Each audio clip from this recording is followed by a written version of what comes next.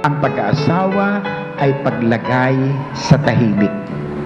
Ang ibig sabihin, napapanatag ang iyong buong pagkatao, ang iyong katawan, ang iyong isipan, ang iyong puso, ang iyong damdamin. May tinutungo kayo. Simula pa lang ay alam ko nang ikaw na nga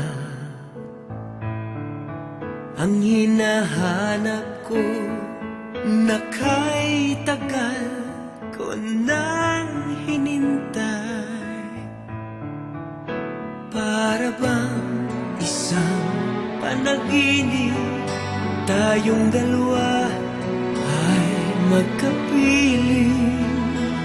Nagtataka tayong dalawa ay At lalo itong magiging panatag kung lagi ninyong ibibigay at pahahalagahan at iingatan ang tiwala na ibinibigay ninyo sa isa't isa. di man lang dumaan sa aking isip, balang araw tayo'y magsasani.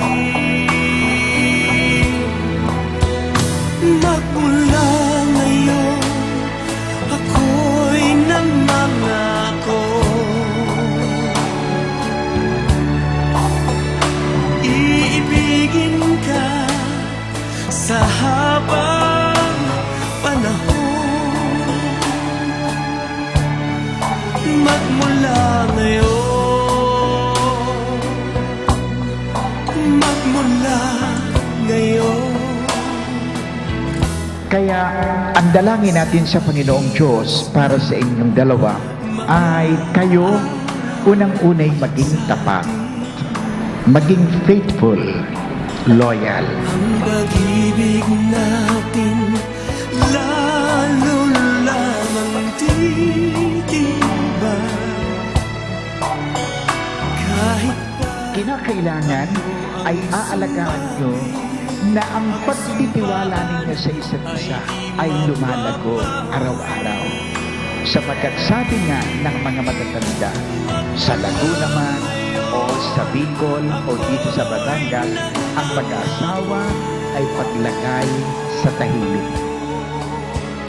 ibigin ka sa habang panahon. Magmula ngayon, magmula ngayon.